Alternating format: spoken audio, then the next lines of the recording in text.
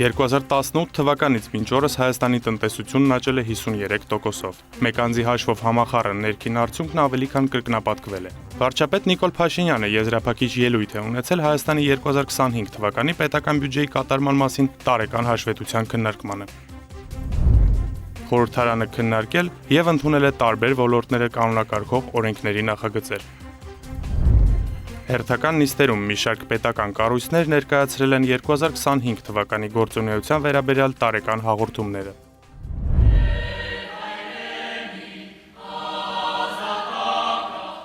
Հայաստանի Հանրապետության պետական օրհներքի հնչյունների ներքո ավարտվել է ազգային ժողովի 8-րդ գումարման 11-րդ նստաշրջանի աշխատանքը։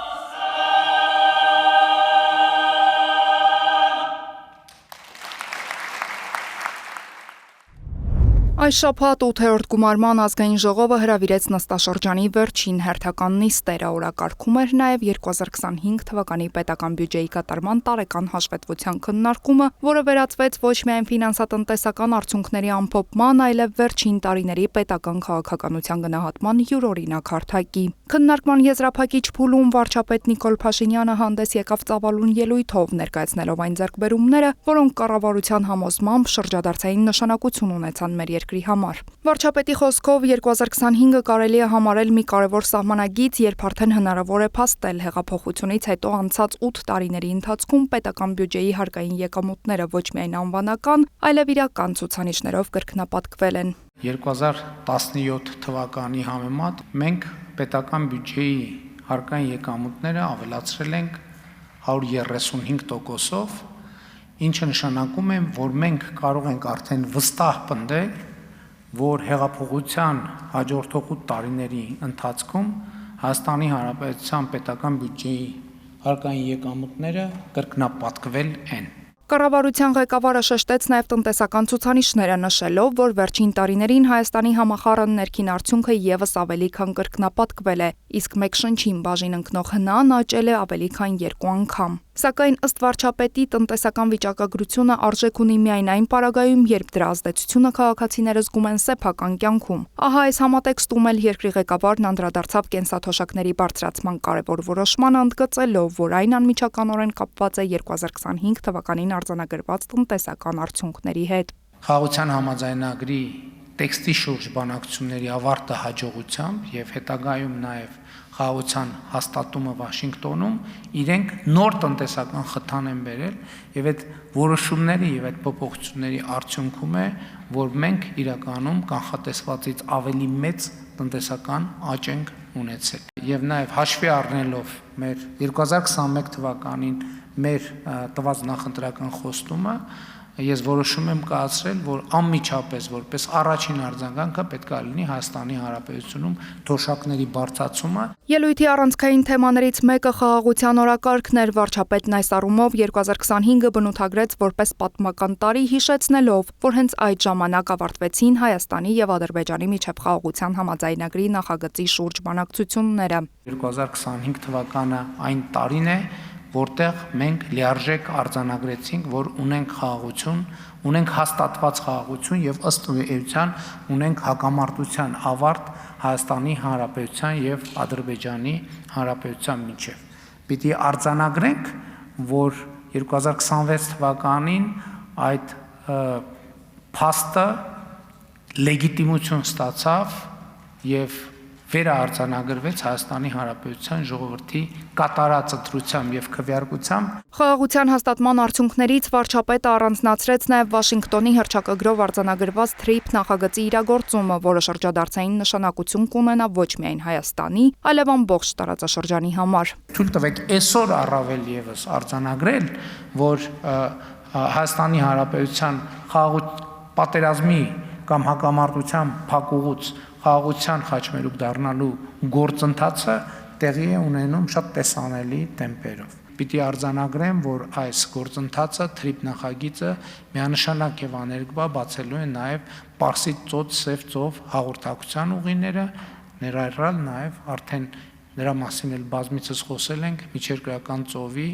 եւ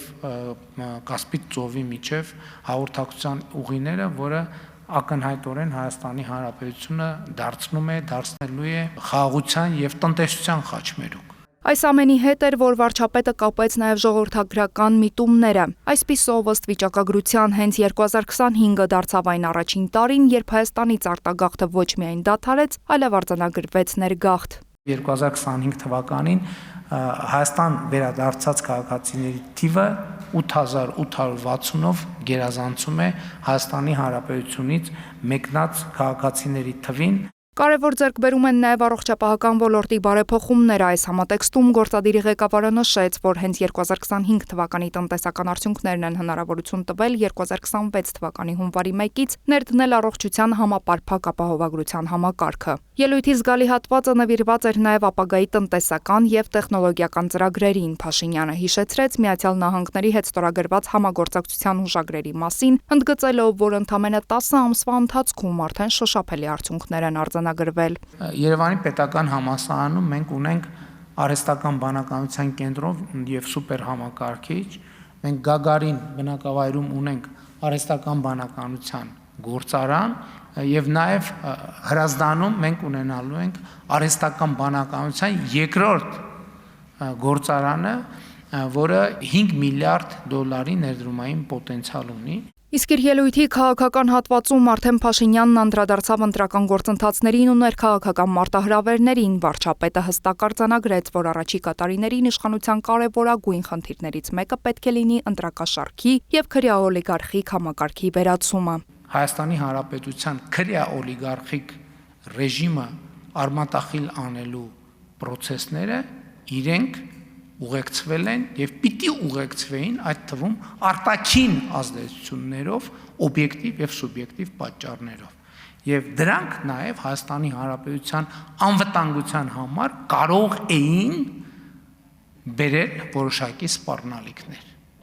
Եվ եղել են այո իրավիճակներ, ես չեմ ուզում թաքցնել սա այլևս, եղել են իրավիճակներ, երբ որ մենք հասել ենք մի գծի, երբ որ հասկացել ենք, որ ազդեցության հետագա շարունակությունը կարող է բերել այնպիսի հակազդեցություններ, որոնք ընդհանուր գոյաբանական հետևանքներ կարող են ունենալ Հայաստանի Հանրապետության համար անվտանգության սրված սպառնալիքների տեսքով։ Ավարտին կառավարության ղեկավարը գնահատեց նաև 8-րդ գումարման ազգային ժողովի գործունեությունը, շնորհակալություն հայտնելով պատգամավորներին համատեղ աշխատանքի համար։ Շատ դժվար ճանապարհ ենք անցել, բայց բանալի բառը անցնելն է, որովհետև մենք այդ ճանապարհը անցել ենք եւ հույս ունեմ ես իմ վերած տվյալներով կարողացա հաղորդել այդ զգացողությունը, որ մենք այդ ճանապարհը անցնելով հասել ենք բոլորովին այլ տեղ։ Մենք երկու անգամ գեր ծանր պայմաններում կարողացել ենք ապահովել Հայաստանի Հանրապետության քաղաքացիների կամքի արտահայտությունը։ Ազգային ժողովի ամբիոնից հնչած այս ուղերձներով վարչապետը ոչ միայն ամփոփեց անցած տարվա արդյունքները, այլև ուրվագծեց առաջիկա տարիների քաղաքական նոր փուլն իր առաջնահերթություններով՝ խաղաղությունից ու սոցիալական ծրագրերից մինչև տեխնոլոգիական զարգացում ու պետական կառավարման նոր մոտեցումներ։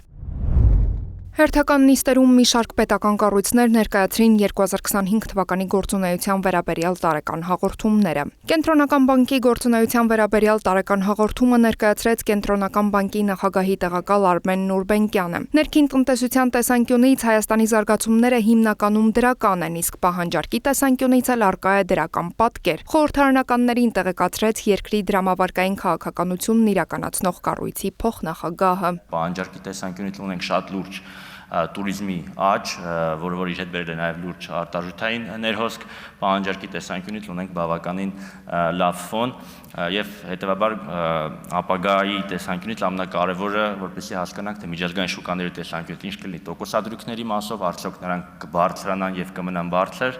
ինչ կլինի մեր ներքին պահանջարկի տեսանկյունից։ Երկրի գլխավոր դրամատան փոխնախագահը նշեց նաև գնաճն ուշադրության կենտրոնում պահելու կարևորությունը, քանի որ այս պահին այն թիրախից բարձր է։ Իսկ դրամավարկային քաղաքականությունն առավել ճշգրիտ ու պարզ իրականացնելու մասով Կենտրոնական բանկը հրապարակել է նորարարական թափանցիկության զեկույցը։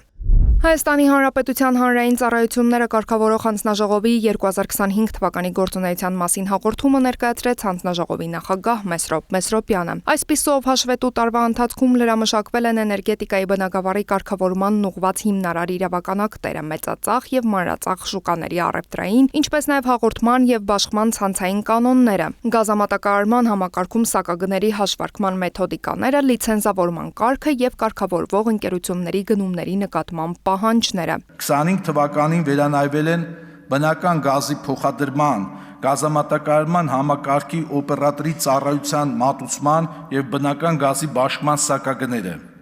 Միևնույն ժամանակ սպառողներին վաճառվող բնական գազի սակագների փոփոխության անհրաժեշտություն չի առաջացել եւ դրանք մնացել են անփոփոխ։ Էլեկտրաէներգետիկական համակարգի սակագների վերանայման արդյունքում սպառողներին վաճառվող էլեկտրական էներգիայի սակագների վերանայման անհրաժեշտություն չի առաջացել եւ դրանք մնացել են անփոփոխ։ Ըստ ազգային ժողովի ամբիոնից ներկայացված վիճակագրության 2025 թվականի ընթացքում հանձնաժողովը ստացել է 3460 դիմում բողոք, որոնցից 1906-ը գրավոր, 1554-ը բանավոր։ Հաջորդիվ քննարկման ներկայացվեց մրցակցության եւ սպառողների շահերի պաշտպանության հանձնաժողովի 2025 թվականի գործունեության վերաբերյալ հաղորդումը։ 2025 թվականի համար նշանակվել է 1 միլիարդ 940 միլիոն 322 հազար չափով տուգանք։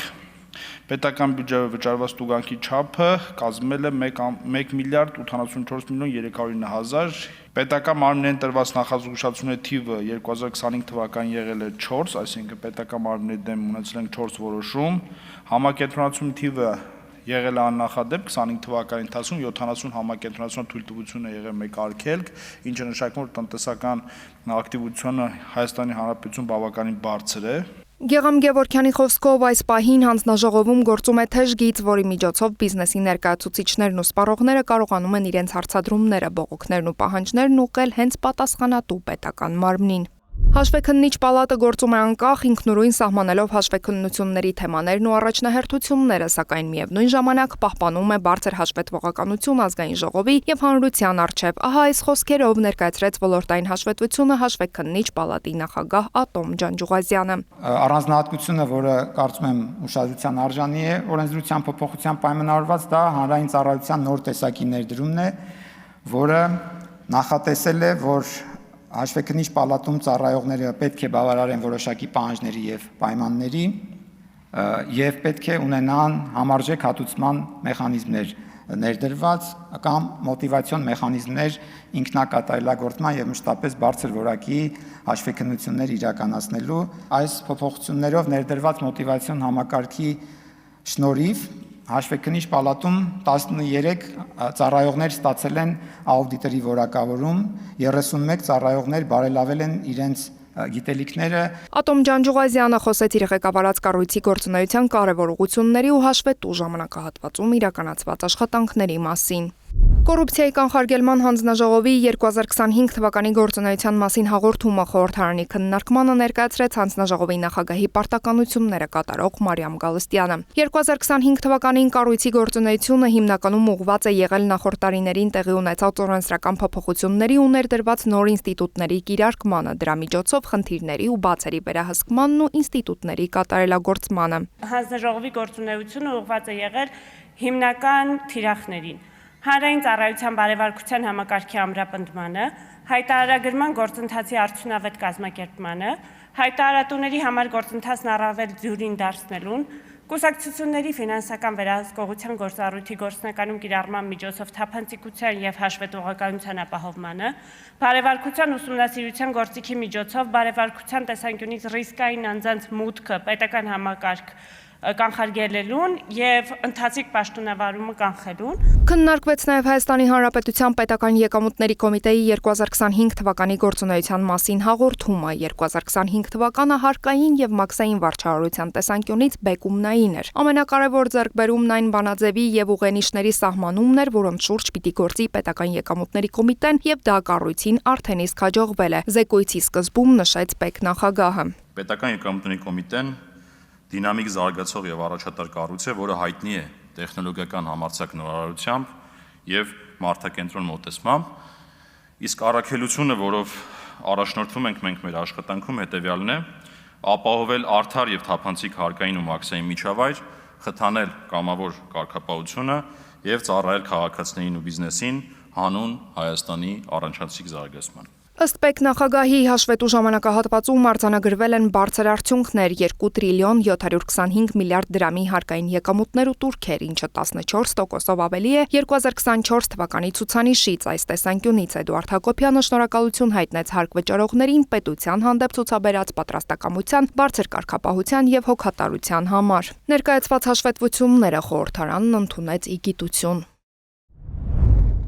Վարորդական իրավունքից զրկված անձանց համար իրավունքի վերականգնման մոդելը կփոփոխվի։ Կառավարությունը հանդես է եկել օրենսդրական նախաձեռնությամբ։ Գործող կարգավորման վարորդական իրավունքը լինում է վերականգնել բացառապես տեսական եւ գործնական քննությունները հանձնելու միջոցով։ Նախագծերի ընդունմամբ ակնկալվում է ներդնել վարելու իրավունքի վերականգնման նոր, առավել թիրախային մոդել, հիմնված վարելու իրավունքից զրկված անձանց վարքագծի փոփոխության եւ դրա նկատմամբ պատշաճ վերահսկողության վրա։ Քննարկումներում կանգ ենք առել հետևյալ մոդելային լուծման վրա։ Զրկման ժամանակահատվածը անցնելուց հետո, այսինքն որպես կանոն այն 1 տարին է, բացառիկ դեպքերում այն 2 տարին է, զրկման ժամկետը անցնելուց հետո անձը պիտի վճարի պետական տուրք 50,000 դրամի չափով, այնուհետև սահմանվում է 1 տարի ժամկետով փորձաշրջան անձի համար եւ 1 տարի փորձաշրջանի շրջանակներում անձին տրվում է 6 բալային միավոր։ Այսինքն սահմանափակ բալային միավորներ են տրամադրվում փորձաշրջանի ընթացքում, որպեսզի անձը ցույց տա, որ վարքագիծը փոփոխվել է եւ կարող է վերադառնալ տրամաբանության, երթևեկության շրջանակ։ Եթե փորձաշրջանի ընթացքում ամեն ինչ հարթ է անցնում, հաջորդ տարվա ընթացքում վերականգնվում է 13 բալի հնարավորությունն անձի համար։ Իսկ եթե փորձաշրջանի ընթացքում անձը կրկին զրկվում է վարորդական իրավունքից կամ սպառվում են բալերը, ապա սա համարվում է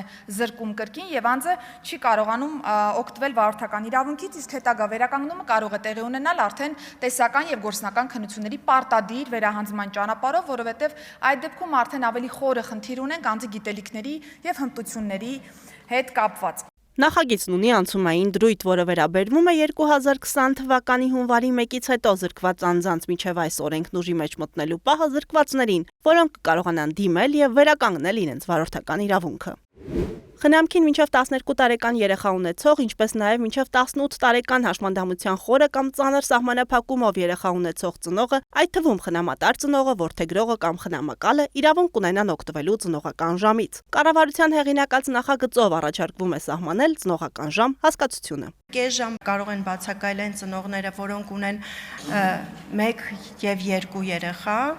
1 ժամ կարող են բացակայել այն ծնողները, որոնք ունեն 3 եւ ավելի երեխաներ եւ ունենք եւս մեկ կատեգորիա, եթե երեխան ունի հաշմանդամություն, ապա մինչեւ 18 տարեկանը այս ծնողները անկախ երեխայի կարգաթվից կարող են 1 ժամ աշխատանքից բացակայել եւ կվճարվեն իրենց միջին հիմնական աշխատավարձով։ Ծնողական ժամից կարող են օգտվել երեխայի եւ հայրը եւ մայրը։ Դեղերի ապօրինի վերադարձը շուկա կկանխվի, նախատեսվում են օրենսդրական խիստ կարգավորումներ։ Պատգամավորներ Վանիկ Օհանյանի եւ Լուսինե Բադալյանի հեղինակած օրենսդրական փաթեթով Հայաստանի դեղագործական շուկայում ժամկետնանց կամ կեղծ դեղերի երկրորդ կյանքը կբացառվի։ Ժամկետնանց դեղերը պետք է ոչնչացվեն, սակայն պրակտիկան ցույց է տվել, որ հաճախ դրանք միայն փաստաթղթով են դուրս գրվում։ Իրականում կրկին հայտնվում են վաճառքում։ Օրենսդրական այս նախաձեռնությունը կոչված է փակելու այդ բացը։ Վերահսկողական գործիքակազմի բացակայությունը հնարավորություն չի տալիս տեսչական մարմնին հավաստիանալու դեղերի ոչնչացման ամբողջական իրավիճակի վերաբերյալ, այսինքն փաստաթղթային ձևակերպումից հետո հնարավոր ռիսկեր են եղել եւ եղել են նախադեպեր, որ դեղերը հայտնվել են շուկայում եւ իրացվել են։ Նախագծերի փաթեթը բավականին մանրակրկիտ քննարկվել է առողջապահության եւ շրջակա միջավայրի նախարարությունների հետ, որոնք տվել են իրենց դրական եզրակացությունները։ Կառավարության առաջարկներն էլ արդեն իսկ ընդունվել եւ ամփոփվել են։ Նախատեսված արարքները վարչական տույժի միջոցներ կիրառելուց հետո 2 տարվա ընթացքում 3-րդ անգամ խախտելը հիմք է տեսչական մարմնի կողմից լիցենզավորող մարմնի ոչնչացում իրականացնող լիցենզավորված իրավաբանական անձի